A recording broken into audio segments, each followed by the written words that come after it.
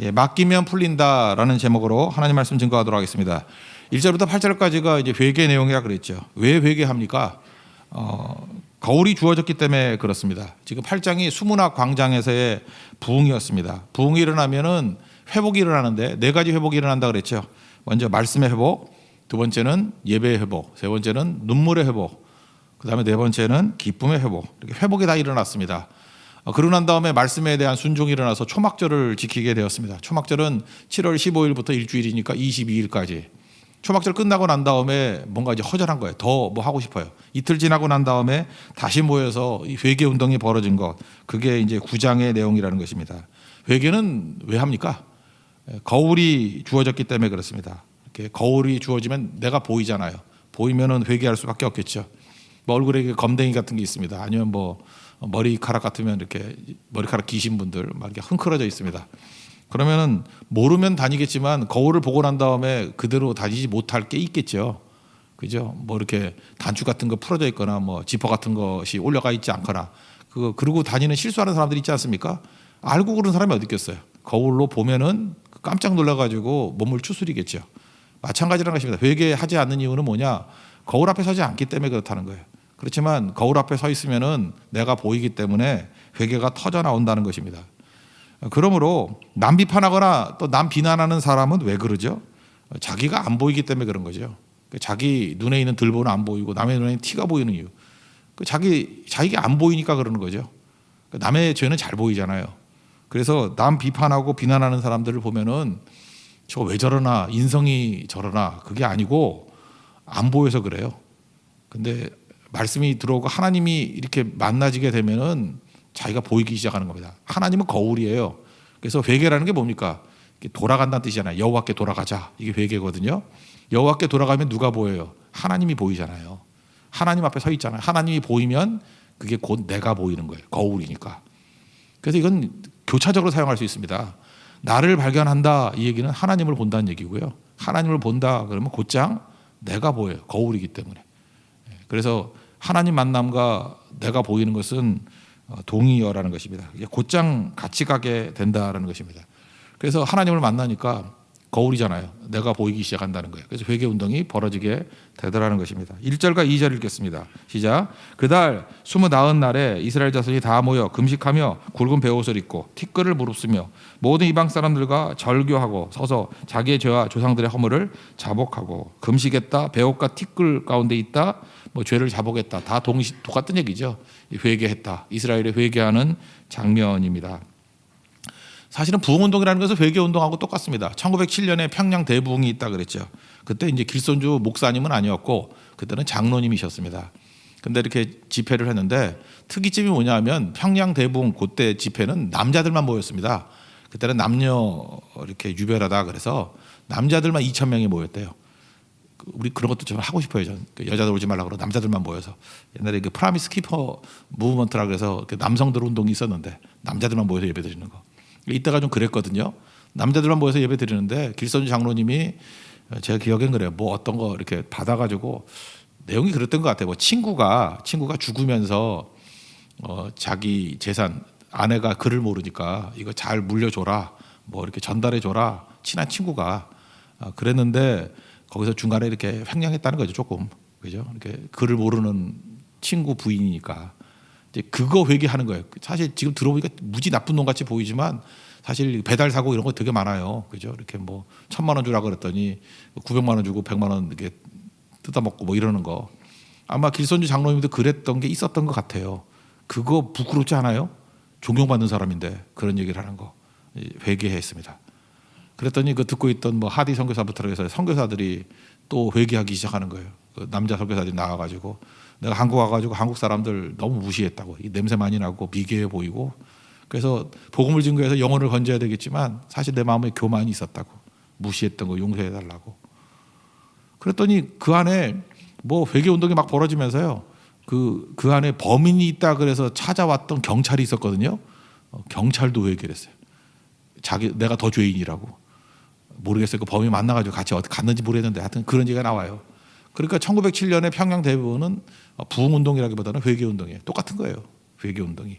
왜요? 하나님을 만나니까 내가 보이잖아요. 근데 죄악에 대한 이 토설함들 이런 것들이 다 있게 되더라는 것입니다. 그러니까 이제 어떻게 돼요? 끊어버릴 수 있죠. 여기 절교했다 그러는데 우리가 절교하지 못하는 이유가 뭐죠? 이전까지 살아왔던 틀이 있잖아요. 그거 떠나가면 죽으란 말이냐 이런 느낌이 있잖아요. 그러니까 절교할 수 있다는 건 뭐예요? 옛 관계를 끊어버리고 새 관계 속에 들어간다는 거죠. 옛 공급을 끊어버리고 새로운 공급 속에 들어갈 수 있다. 그게 절교라고요. 그러니까 절교할 수 있는 겁니다. 요한복음 8장 32절에 진리를 알지니 진리가 너희를 자유케 하리라. 그러니까 진리가 말씀인데 하나님인데 왜 진리가 중요하냐면 진리를 알기 때문에 세상 것들을 끊어버리고 새로운 기준으로 내 몸을 집어던질 수 있다는 거예요. 왜? 그게 살 길이기 때문에. 그래서 진리를 알지 못하고 그냥 네 삶을 청산해 못하죠. 뭐 자기도 알아 이게 올바른 삶이 아니라는 거, 부족한 삶이라는 거 알지만 이거 외엔 살 길이 없거든요. 그러니까 마지못해 끌려가는 거예요. 그런 거 종놈들도 종이라는 게 뭐예요? 종으로 살고 싶은 사람이 뭐가 있겠어요? 누가 있겠어요? 근데 종이 아니면 대안이 없잖아요. 그 종 아니면 어디 가서 살아? 굶어 죽잖아요. 그러니까 마지못해 종 노릇하는 거예요. 마지못해 종 노릇하는 거라고. 다른 대안이 없기 때문에. 이스라엘이 애굽에서 종 노릇하는 게 무슨 대안이 있어요? 근데 하나님께서 내 백성은 나와라 예배드리고 내가 공급해 준다. 그래서 출애굽이 가능한 거잖아요. 그게 진리죠. 그 진리가 있어야만 자유가 가능하다니까요. 그러니까 결국은 복음이란 건 대안 제시입니다. 네가 믿고 사는 거 무엇을 먹을까 무엇을 입을까 무엇을 마실까 그거 염려하지 말라고. 하나님께서 채워주신다. 이걸 믿고 떠나는 게 믿음의 순례라는 것입니다. 그러니까 새로운 기준이 있게 된다는 거예요. 그러니까 새로운 하나님을 만나게 되니까 그 공급을 믿게 되고 절교가 가능하더라. 오늘은 그 얘기를 하고 있습니다. 그래서 다 같이 모여가지고 이제 말씀 듣는 거죠. 왜요? 자기 거울이니까. 그래서 4분의 1, 낮에 4분의 1이라니까 한 3시간 정도 올 것 같아요. 말씀 읽고 또 4분의 1은 회개하고 또 남은 시간은 또 경배하고 찬양하고 그런 일이 있었다라는 거죠. 3절 읽겠습니다. 시작. 이날에 나 4분의 1은 그 자리에 서서 그들의 하나님 여호와의 율법책을 낭독하고 나 4분의 1은 죄를 자복하며 그들의 하나님 여호와께 경배하는데. 계속해서 반복되는 게 뭐예요? 하나님을 바라보면 내가 보인다는 거예요. 그래서 경배하고 회개하고 경배하고 회개하고. 왜요? 사람들은 보는 것 갖고 움직이거든요. 하나님이 보이니까 하나님을 경배하는 거예요. 찬양하고 경배하고 또 내가 보이잖아요. 거울로 회개하고.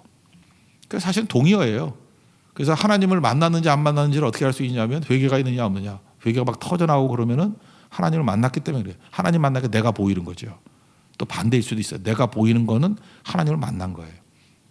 그래서 회개는 다시 하나님 앞에 나아가게 만드는 힘이 있다는 것입니다. 그래서 이제 하나님을 만나니까 7, 8, 9절은요. 아니 6, 7, 8절은요. 3절은 이제 내가 믿는 하나님에 대한 이게 묘사가 나와요.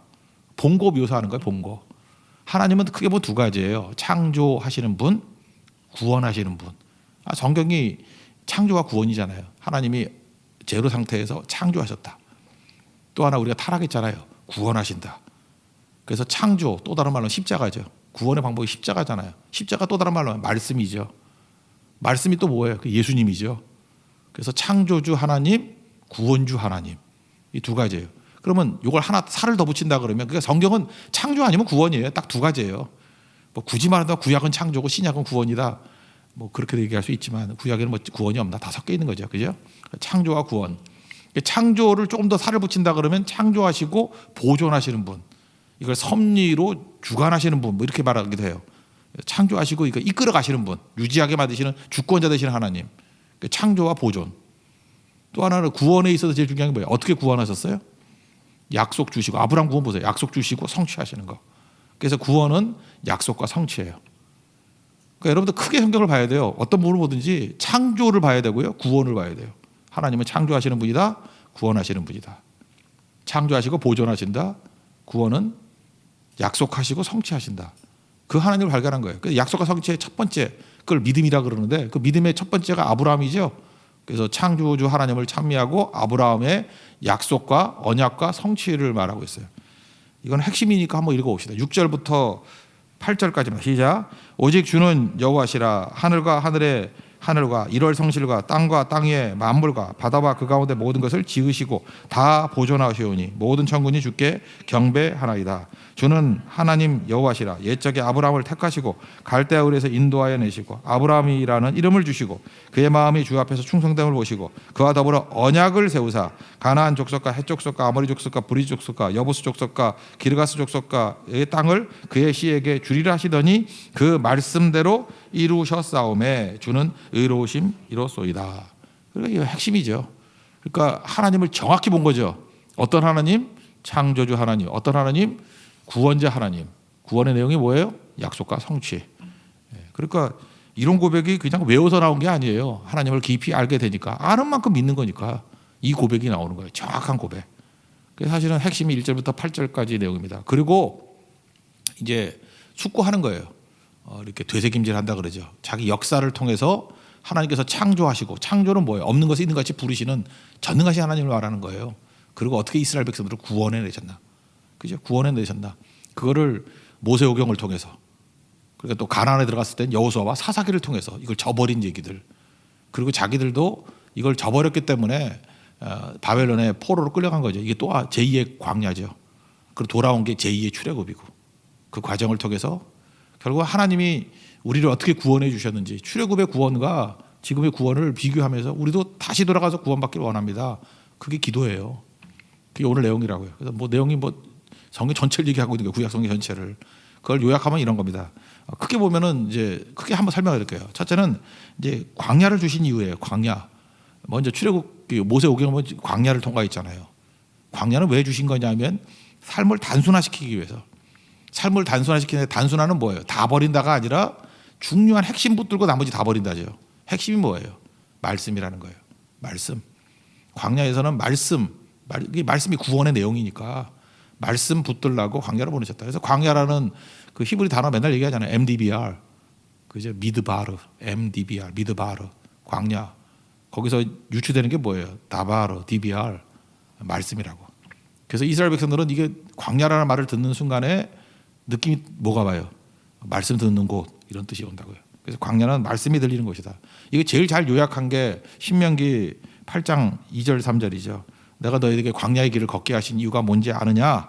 뭐 너희를 낮추시고 줄이게 하시며 조상들이 알지 못하는 만나를 먹이신 거다.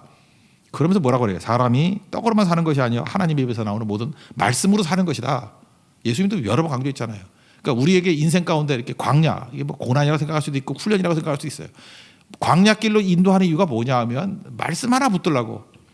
지금도 마찬가지예요. 이렇게 뭐 전염병 돌고 막 어려움이 있고 경제적인, 원래 그랬잖아요.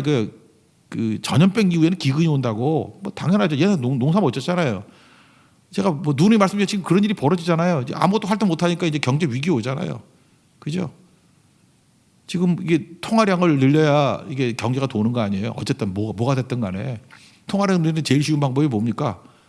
그게 금리 낮추는 거 아니에요? 돈이 싸니까 막 빌려갈 거 아니에요? 돈을 아무리 낮춰도, 여러분 돈 빌려가지고 생활비 쓰는 사람 있어요? 그래서 돈 빌려가지고 제일 많이 쓰는 게 뭐냐? 기업에서는 사업을 하고 일반 개개인들은 집을 사잖아요. 그래서 통화량 늘리는 제일 좋은 방법이 뭐예요? 그냥 집 사게 만드는 거지, 막 빌려가지고. 그래서 부동산 부양책을 통해서 경제 활성화시키는 게 제일 쉬운 방법이라고. 그래서 지금까지 그렇게 막 왔잖아요. 근데 한계가 있죠. 근데 지금은 제로금리 거의 가까이 내려왔는데도 이걸로도 답이 안 되면 남은 마지막 카드는 뭔지 알아요? 머니 프린팅이에요. 돈 찍어내는 거. 그럼 극심한 인플레이션 돼가지고 베네수엘라 같이 된다면, 뭐 옛날에 뭐 독일의 1차 대전 끝나고 난 다음에 바이마르 고락 때 뭐 돈 엄청나게 뭐 한 보따리 들고 가야 뭐 맥주 한 병 줬다며, 뭐 그런 거.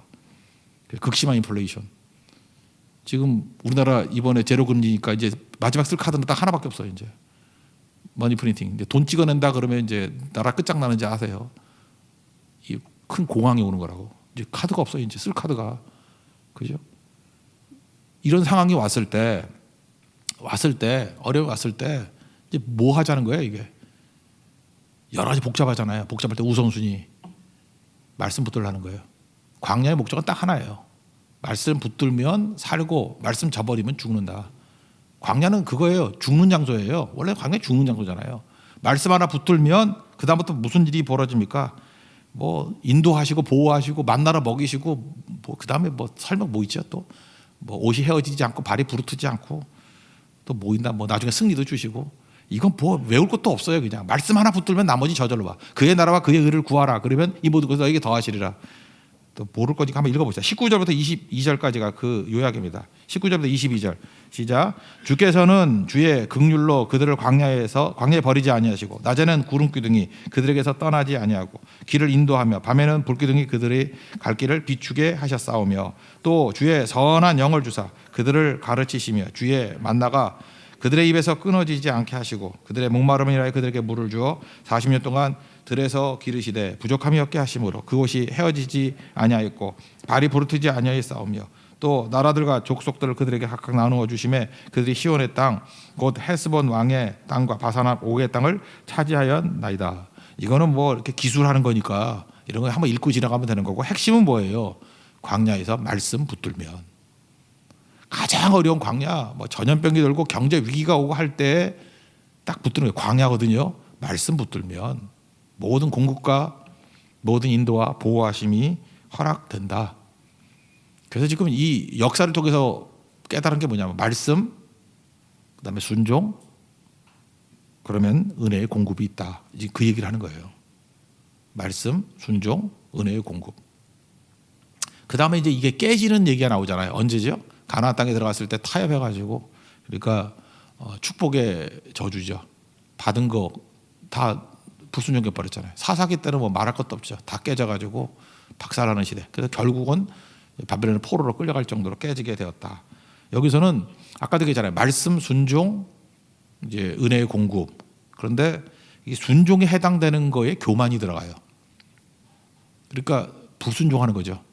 그러니까 교만이 들어가면 교만과 불순종이 일치해요. 그러면은 패망한다. 그러니까 교만에 들어갈 자리에 반대가 말이 뭐예요? 겸손이죠. 겸손하면 순종한다. 여러분 교만의 최고의 문제가 뭔지 아십니까? 교만. 교만은 내가 주인이잖아요. 내가 가득 차 있으면 교만의 핵심은 듣지 않는다는 거예요. 남의 말도 듣지 않을 뿐만 아니라 심지어 하나님 말씀도 듣지 않는다는 거예요. 그래서 자기 말만 막 하는 사람이 있죠. 누구 얘기 절대 안 듣고 내가 옳다, 내 말만 막 하는 거, 그걸 뭐라 그러냐 성경에서는 교만의 표징이에요. 듣지 않는다. 듣지 않는 내용들 29절 정의를 이렇게 해요. 29절 한번 읽겠습니다. 시작. 다시 주의 율법을 복종하게 하시려고 그들에게 경계하셨으나 그들이 교만하여 사람이 준행하면 그 가운데서 삶을 얻는 주의 계명을 듣지 아니하며 주의 규례를 범하여 고집하는 어깨를 내밀며 목을 곧게 하여 듣지 아니하나이다. 이스라엘에게 제스처 그런 게 있는 것 같아요. 이렇게 고집하는 어깨 내밀면서 우리 이제 뭐라 그러죠? 이거 뭐 얼굴 내밀면서 삿대질 한다 그러죠. 이렇게 막 내밀고 어깨 내밀고 아유 흉내도 안 되네.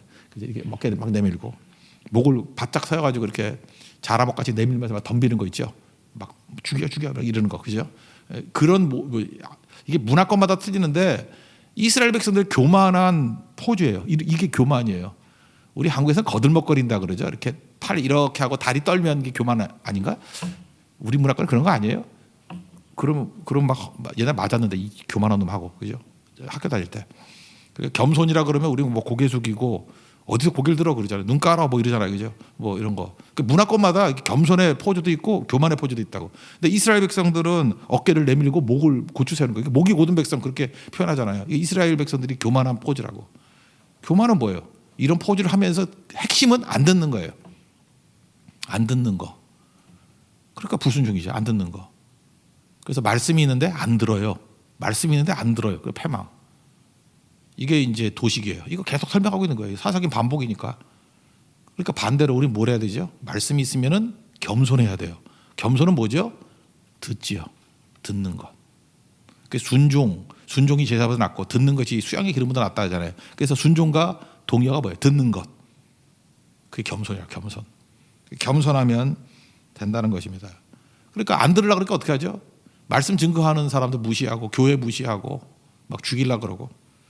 그래서 불순종의 모습을 25절 26절 한번 읽겠습니다. 시작. 그들이 견고한 성읍들과 기름진 땅을 점령하고 모든 아름다운 물건이 가득한 집과 판 우물과 포도원과 감람원과 허다한 과목을 차지하여 배불리 먹어 살찌고 주의 큰 복을 즐겨 싸우나 그들은 순종하지 아니하고 주를 거역하며 주의 율법을 등지고 주께로 돌아오기를 권면하는 선지자들을 죽여 주를 심히 모독하였나이다. 말씀 거부하는 거죠. 막 말씀 증거하는 사람들을 죽이고 막 그러는 거예요. 여러분 오늘 이게 중요한 개념입니다. 공의. 하나님은 어떤 하나님이냐면 공의의 하나님. 특별히 우리 같이 이렇게 은혜를 강조하는 분들은 이게 공의라는 얘기를 잘 안 하고, 특별히 이렇게 사회 소셜 가스펠 많이 외치는 데서는 뭐 공의를 뭐 강물같이 흐르게 뭐 이런 거 아모스서 막 이런 말씀 되게 좋아하고 공의 뭐 이러잖아요. 그러니까 공의는 마치 뭐 심판하고 채찍질하고 뭐 이러는 하나님이라고 생각하는 것 같은데, 공의는 그런 게 아니에요. 여러분들 공의의 하나님 그러면은, 사랑과 공의의 하나님 그러면, 공의는 뭐냐면 말씀대로 하신다, 이게 공의예요. 공의는 뭐 무섭고 심판한다가 아니라 말씀대로 하신다가 공의라고. 그럼 사랑은 뭐예요? 살 길을 주신다, 이게 사랑이에요. 그러니까 요한복음 3장 16절을 놓고 한번 보세요. 하나님이 세상을 이처럼 사랑하사 독생자를 주셨으니 이는 저를 믿는 자마다, 그를 믿는 자마다 멸망치 않고 영생을 얻게 하려 하심이라, 이런 말씀이 있죠. 그러면 사랑은 뭐예요? 하나님이 세상을 이처럼 사랑하사 독생자를 주셨으니 살 길을 주신 거예요. 예수님 믿으면 사는 거죠. 말씀 붙들면 사는 거죠. 그러니까 길을 주는 거, 그게 사랑 아니에요? 여러분 살 길을 보여주는 거, 여기서 밧줄 던져주는 거 아니에요? 이게 살 길이야. 지뢰밭이 있는데 이렇게 걸어가면 살 수 있어. 살 길을 보여주는 게 사랑이죠. 아무도 말 안 했는데 그걸 갖다 대가를 치러가지고 그 길을 만들어주거나, 길을 뚫어서 자기가 막 희생해서 그 길을 만들어주거나 알려주거나, 이게 사랑이죠. 사랑은 길을 알려주는 거예요. 공의는 뭐예요? 죽이는 게 아니고요, 그 말씀, 약속하신 말씀대로 하신다가 공의예요. 그러니까 공의는 뭐예요? 그 알려준 길대로 가면 사는 거죠. 독생자 예수를 믿으면 사는 거죠. 근데 이걸 거절해. 안 믿으면 죽는 거. 그러니까 공의가 죽이는 것 같이 보이죠. 하나님이 죽이는 게 아니에요. 지가 죽는 거지. 지뢰밭이 있는데 피할 길을 가르쳐줬는데 그 가르쳐준 게 사랑이에요. 그 사랑 붙들고 공의는 말씀대로 가야 되는 거 아니에요? 그럼 사는 거죠. 근데 사랑으로 길을 알려줬음에도 불구하고 말씀대로 하는 게 공의인데, 사랑을 붙들고 순종하는 사람은 공의 때문에 살아요. 공의는 정의를 행하고 그러는 이런 행동, 그런 게 아니에요. 말씀대로 된다가 공의예요. 말씀대로 된다. 그러니까 그대로 순종하면서 사는 거죠. 근데 하나님 말씀 무시하고 이러는 사람들은 죽는 거죠. 그래서 참 웃기는 일이 많이 보죠. 공의를 외친다 그러는 사람들이 오히려 말씀을 어겨. 그래서 공의래. 그건 이제 감이 딱 오죠. 그 사람이 말하는 공의는 뭐예요? 자기 말대로 된다가 공의야. 그걸 인본주의라 그래요. 하나님 말씀대로 된다가 공의예요. 그래서 오해하지 마십시오. 이 공의대로 된다, 또 이거 뭐 어디서 그러느냐 또 그럴까봐. 33절 여기 나오죠. 33절 다 같이 읽겠습니다. 시작. 그러나 우리가 당한 모든 일에 주는 공의로우시니 우리는 악을 행하사오니나 주께서는 진실하게 행하셨음이니이다. 이거 보세요. 공의롭다는 게 뭐예요? 말씀대로 행하셨다는 거죠. 그러니까 하나님께서 하나님 말씀 떠나면 너희들 패망해, 그 말씀 그대로. 신명기 나오잖아. 28장에 계속 이렇게 하면 복을 받는다, 이렇게 하면 망한다. 그러니까 공의로우신 하나님이죠. 말씀대로 된다잖아요. 그래서 우리는 악을 행했으니까 어떻게 돼야 돼요? 망해야죠. 그래서 주님은 진실하게 행했다고. 주님이 어긴 게 뭐가 있어? 그러니까 이제 이 도식이 나오면 이제 우리가 할 일은 뭐죠? 하나님께서 우리에게 길을 알려줬으니까, 살 길을 알려줬으니까, 살 길이 뭐예요? 말씀. 말씀이 살 길이라는 거예요. 이제 우리가 할 일이 뭐죠? 공의를 붙들고 그 길 가는 거라는 거예요. 그러면 살겠습니다 라고 하는 내용들이라는 것입니다. 그러니까 우리가 할 일은 뭐냐면 이거예요. 말씀 붙들고 순종하는 거예요. 말씀대로 순종하는 거. 그게 공의예요. 공의. 그리고 주님께 다 맡기는 거예요. 맡기면은 주님이 책임져 주시는, 그게 겸손이에요. 맡기라고. 주님이 약속하셨잖아요. 그 약속대로 성취되겠죠. 그게 공의라고. 말씀대로 되는 게. 그래서 기도가 사실은 공의예요. 하나님이 내게 부르짖으면 들어주신다 그랬잖아요. 그럼 길을 열어줬으니까 우리는 그대로 하는 거죠.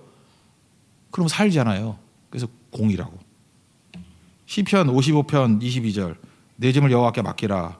그러면 너를 붙드신다. 의인의 유동함을 허락치 아니하신다. 이런 말씀 나오고요. 잠언 16장 3절 너의 행사를 여호와께 맡기라. 그러면 경영하는 것이 이루어지리라. 이게 공의예요. 맡기면 된다는 거. 신약을 보면 로마서 12장 19절 보니까 원수 갚는 것이 하나님께 있다. 그래서 원수 갚는 것이 내게 있으니까 내게 맡겨라. 내가 갚아준다. 이게 공의예요. 그러니까 내가 원수 갚으려고 그러면 나 망해요. 왜냐하면 하나님이 나한테 원수 갚으라고 한 적이 없어. 맡기래요. 그게 공의예요. 베드로전서 5장 7절 염려를 다 주께 맡기라 너희를 돌보심이라. 우리 그 직장 다니면서도 멍청한 사람들이 있는데 그런 거 있죠. 상관에게 보고하면은 안 혼나요. 근데 무슨 문제를 혼자 꿍치고 있다가 일이 틀어졌어. 그럼 혼나야죠. 그거는 이유가 뭐죠? 맡기지 않았으니까. 아, 그 뭐 내가 어쩌란 말이에요. 그래 누가 책임지래?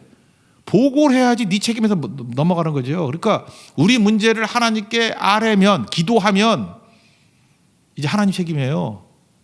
그래서 여러분 책임질 일을 하지 마세요. 오늘도 괜히 가가지고 깨지지 말고 하나님께 다 아뢰라고. 이거 하나님 책임, 하나님 책임, 하나님 책임. 나는 우리 자녀들 교육에 대해서 안심해요. 나 다 기도했거든. 하나님 책임, 뭐 알아서 해주세요.